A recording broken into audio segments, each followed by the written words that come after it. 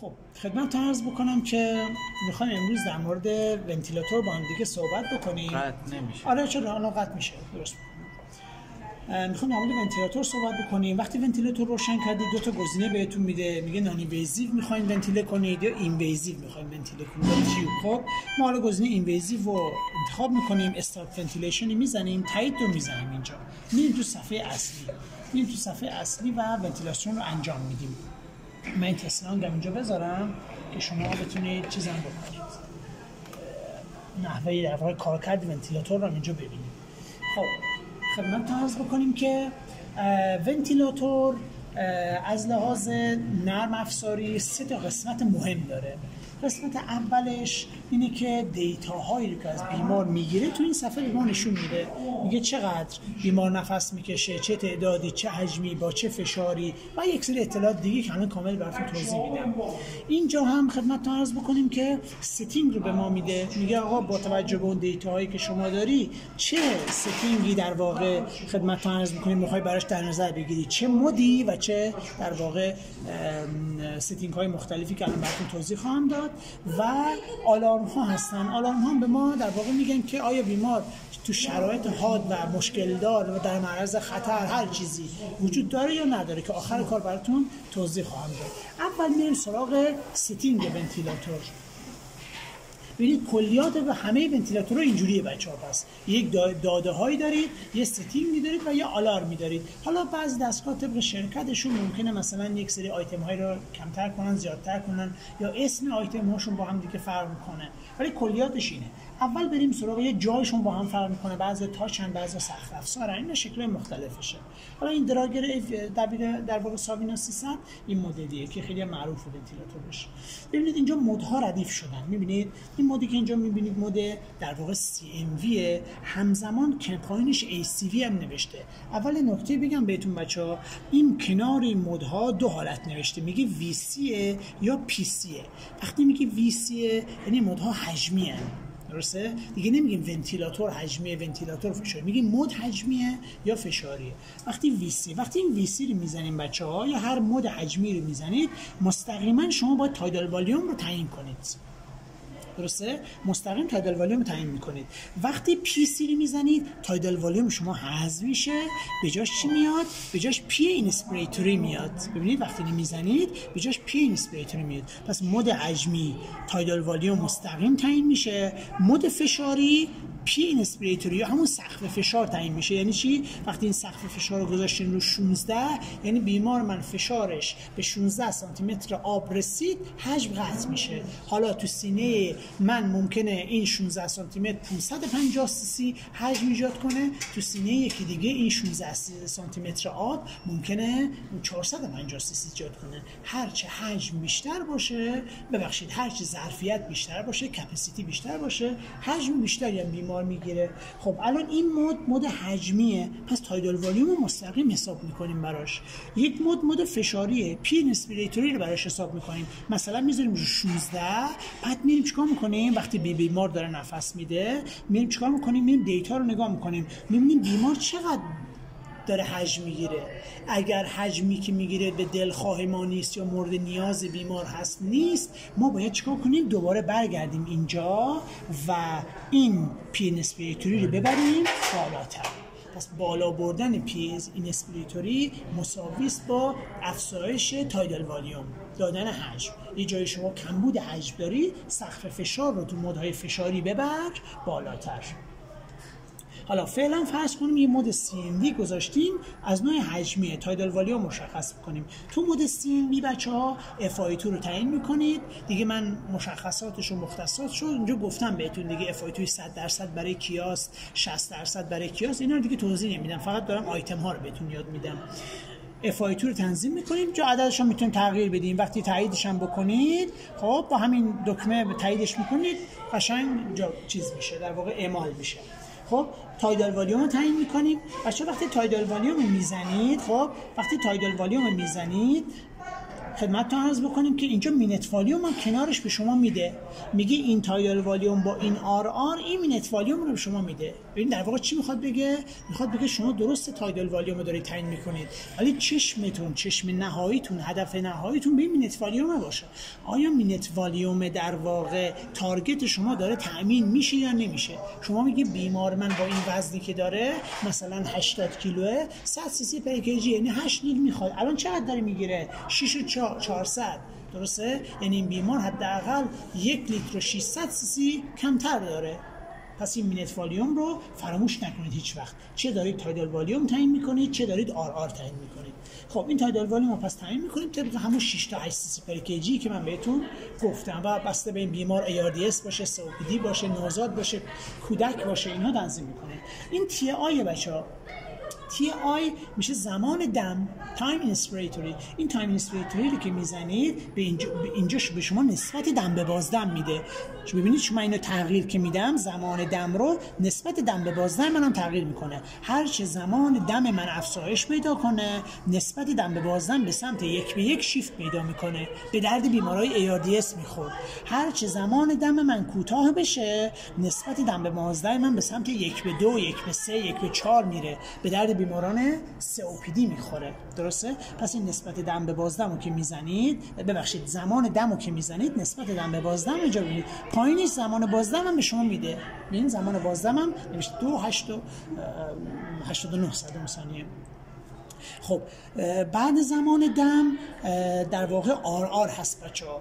آر آر در واقع باز هم به شما مینت والیوم رو این کنار میده. شما میگی من 14 تا نفس 460 سی به بیمار دارم میدم که مینت والیومش میشه 6 لیتر و 400 سی سی دارم به بیمار میدم. خب بسته به شرایط بیمار و نیاز بیمار، مثلا بیمار اسیدوز باشه شما میتونید این آر آر رو در واقع ببرید بالاتر 3 تا 4 تا 5 تا، یا اگه بیمار شما در واقع آلکالوز باشه بیاریدش پایینتر. دکمه بعدی بچه‌ها فلو ACC هست یا فلو اکسلریشن یا شتاب جریانی. عددش بچه‌ها بین 0 تا در واقع چند 200 بچه‌ها. این برای چی هست؟ این در واقع اینو اسمش معلومه، شتاب جریانی. یعنی جریان ما با چه شتابی داره عبور میکنه. خب با چه شتابی داره عبور میکنه و به راه هوایی وارد میشه و به بیمار میرسه. اینو معمولا ما عددش رو بچه‌ها روی 30 تا 40 میذاریم. حالا اگر یه بیمار شما سخت نفس میکشه، کلا راه هواییش مقاومتش بالاست، شما این فلو ACC رو در واقع شتابه رو چیکار میکنید؟ میبرید بالاتر که مقاومت راه هوایی رو چیکار کنه؟ بشکونه. درسته؟ این از فلو ACC. اینم که بچه‌ها میبینید پیپه پوزیتیو اند اکسپیراتوری پرشر هست که سطوحش هم بهتون گفتم 3 تا 5 سانتی متر برای میکرواتلکتازی، 5 تا 15 به بالا برای ARDS، 5 تا 15 هم برای هایپوکسی. یه پیپ 40 هم داریم که با مانور رکورتمان بهش میگیم. این پیپ رو شما اینجا میبینید و خدمتتون عرض بکنیم که به بیمار داره در واقع، حالا من این مود چیزش هم بزنم، مود CMV پیپ رو میبینید و در واقع داره به شما پیپ رو به شما داره اعمال میکنه. این حداقل پیپ هست دیگه. حالا این نکته در مورد پیپ یه خورده بیزنم اینو عقب‌تر بگیرید که اینجا بیافته. من اینجا میخوام چیزی بهتون نشون بدم. من این پیپ رو بچه‌ها میذارم رو 0 باشه، میذارم رو 0. شما این نگاه کنید این کاملا خالی میشه. این در واقع یک واحد آلوئول در نظر بگیرید. درسته؟ ببینید خالی شد. درسته اینجا دیده میشه؟ آره خالی شد. درسته؟ نفسی که میاد ممد حیاته و برمیگرده و چون پیپ 0 اینم ببینید کاملا کلپس میشه. درسته؟ حالا من این پیپ رو بالاترین میزان میبرم. میخوام شما در واقع چیکار کنید؟ مثلا این درک کنید پیپ چه کاربردی داره. حالا نگاه کنید، ببینید دیگه خالی نمیشه. ببینید اون حالت 0 که آلوئول رو هم میخوابید دیگه اون خبر نیست. قرار چی بشه؟ دائما پرفشار بمونه. ببینید این اثر پیپ بچه‌ها. هرچی هم وایسین دیگه این خاموش نمیشه. این حالا مثلا من اینجا 15 که گذاشتم به درد بیمارا ARDS میخوره. چون شما فکر کنید 100 میلیون آلوئول اینجوری همه میخوان اینجوری ورم بکنن بیان. خب طبیعتا احتمال داره فشار بیمار رو چیکار کنه؟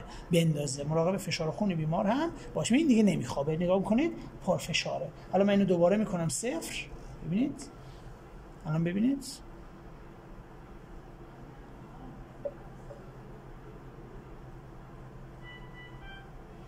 خالی شد. درسته؟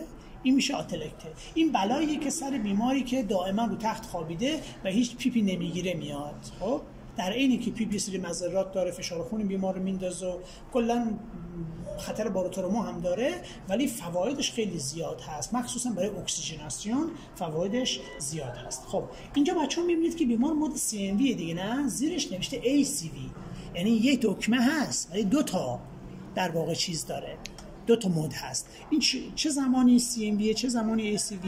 شما این مورستینگ رو میزنید، خب اگر تریگرتون آف باشه، خاموش باشه، مودتون CMV، درسته؟ مودتون CMV. اگر این تریگر رو آنش بکنید، مودتون ACV. این تریگر آن میشه، این فعال میشه. واحدش هم ببینید لیت در دقیقه است. یعنی تریگرتون چی؟ از نوع آفرین جریانی هست، تریگر جریانی هست. بس در تریگر جریانی شما که واحدش لیت در دقیقه است میتونی اینو جابجا بکنی، بالا پایین ببری. حالا اگر خاموش باشه میشه مود چی؟ CMV. اگه تریگر روشن باشه میشه ACV. حالا در مود ACV ما گفتیم تریگر رو به تدریج بالا میبریم که بیمار هم بتونه تلاش بیشتری بکنه که اون نفسه رو چکار کنه؟ بگیره، اون نفسه رو بگیره. پس یادتون باشه در تریگرهای در مودهای در واقع ACV اسیست کنترل شما تریگر رو دیگه ثابت نذارید، با این بازی کنید، کم کم ببرید بالا، حتی بیارید پایین، بعد دیگه شرایطی ببرید. ترجیحاً تمایلتون به سمت بالا باشه که بیمار داره چیکار میکنه؟ نفسای بیشتری میگیره. پس یادتون باشه در مود CMV تریگر خاموشه، در مود ACV تریگر روشنه و واحدش هم اینجا لیت در دقیقه یا تریگر جریانی هست. همینجا که حالا مورستینگ رو زدم، شما یه سای دارید اینجا. سای بچه‌ها در واقع همون خمیازه‌ای که بهتون گفتم، خمیازه مصنوعی هست، حجمی 2-3 برابر حالت عادی تایدال والیوم میده که برای دفع CO2 است. اینم اوتوفلو هست، یعنی جریانی که تو مسیر به شکل خودکار وجود داره که مقاومت راه هوایی رو بشکنه و باز نگه داره. خب این مود CMV و ACV که از نوع حجمی بودن رو براتون توضیح دادم و حتی مورستینگاش هم اینجا براتون آوردم. حالا بریم سراغ مود SIMV. بعد CMV ACV میشه SIMV دیگه، پرکاربردترین مودی که وجود داره. از نوع چیه بچه‌ها؟ حجمیه، یعنی این پین اسپیراتوری سقف فشار نداره، تایدال والیوم داره. به چه صورته؟ دومش میذارم تایید بشه، مثل همه است، یعنی FI2 داره، تایدال والیوم داره، زمان دم داره، RR داره، پیپ داره و فلو ACC. یه چیزی اضافه میشه اینجا که در مود CMV ما نداشتیم، در مود CMV و ACV نداشتیم، در SIMV داریم. چی هست؟ پرشر ساپورت. پرشر ساپورت تو مودهای استفاده میشه که تنفس خود به خودی توشون وجود داره، بیمار خودش نفس میکشه. این پرشر ساپورت هم بچه‌ها حجمشو میتونیم چیکار کنیم؟ ببریم، میزانشو میتونیم ببریم بالا. معمولا تو بین 5 و 10 و 12 به درد شکستن مقاومت راه هوایی میخوره، از 15 به بالا به درد چی میخوره؟ دادن تایدال والیوم بیشتر به بیمار، حجم بیشتری میدیم در پرشر ساپورت. مود بعدی بچه‌ها یه سوال بپرسم. جانم بفهم. این الان بالای پیپ حساب میشه یا نه؟ بله پیپ حساب نه میشه؟ بالاتر از پیپ حساب میشه. یعنی ما 5 تا میذاریم، 5 تا اضافه تر از پیپ، اضافه تر هم پیپ بهش میده. خودش هم می‌نویسید، دلتا نوشته بهشون. وقتی اینو میزنی اینجا پیپ هم وقتی پیپو میزنی اینجا پرشر ساپورت بهتون میده، میگه با 5 تا پرشر ساپورت حساب میشه. خب خدمتتون عرض بکنیم مود بعدی هم ACV ولی از نوع فشاریه. اینجا مود ACV از نوع چی بود؟ حجمی. این ACV از نوع فشاریه. یه وقتی اینو میزنی تایدال والیومت خاموشه، پین اسپیراتوری روشنه. وقتی مورستینگ رو میزنی تریگر چیه؟ فعاله، روشنه. درسته؟ این از این. من یک چیزی رو که اینجا تو SIMV یادم رفتتون بگم، اینجا تو مورستینگ رو که میزنی تو مود SIMV یه دکمه‌ای داریم به اسم اینسپیراتوری ترمینیتور. میبینید؟ اینسپیراتوری ترمینیتور. این همون سایکلیه که من بهتون گفتم، نه؟ این سایکلی که وجود داره که گفتم این عددش هم به درصده، نوشته چند درصد PIF پیک اینسپیراتوری فلو. اگر این عدد گفتم هر چی بره بالاتر دم ما چی میشه؟ آفرین، کوتاه‌تر میشه. دم ما کوتاه‌تر میشه. پس هر چی اینو بیارید پایین‌تر، سلام علیکم، هر چی اینو بیارید پایین‌تر دمتون طولانی‌تر میشه. جاهایی که ریه‌های یک نواختی ندارید این دمه میتونه چی بشه؟ دم طولانی میتونه بهتون کمک کنه. وقتی این عدد رو ببرید بالاتر دمتون کوتاه میشه و گفتم به درد یه سری جاهایی بخوری که نمیخواید احتباس اینها رخ بده. سلام علیکم، وقتتون بخیر. احتباسی رخ بده. خب پس اینسپیراتور ترمیناتور هم اینجا یاد گرفتید. به درد تنفس‌های ارادی میخوره بچه‌ها، یعنی تنفس‌های ارادی رو اینو ترمینیت میکنه، قطع میکنه. تنفس غیر ارادی که غیر ارادی هست، درسته؟ خب پس SIMV هم این تیکه رو گفتم بهتون بگم. اینجا آپنه ونتیلیشن هم هست توی مورستینگ. آپنه ونتیلیشن چیه؟ آپنه ونتیلیشن میگه اگر بیمار به هر علتی برای 15 تا 20 ثانیه نفس نکشید، بیمار مثلا بهش 10 تا نفس 480 تا بده. این قابل تنظیم دیگه، تنظیم میکنید. آپنه ونتیلیشن است برای زمانهایی که بیمار میره رو CMV. بله بیرون انگار میره رو مود CMV. خب پس ما اینو گفتیم بهتون، اینو گفتیم، اینم بهتون گفتیم. میرسیم این یکی بعد CMV و ACV و SIMV، حالا چه از نوع حجمی چه فشاری، میرسیم به مود CPAP یا بایپاپ. حالا من اول CPAP رو بهتون میگم بچه‌ها، بعد میریم سراغ بایپاپ. CPAP بچه‌ها این شکلیه که ببینید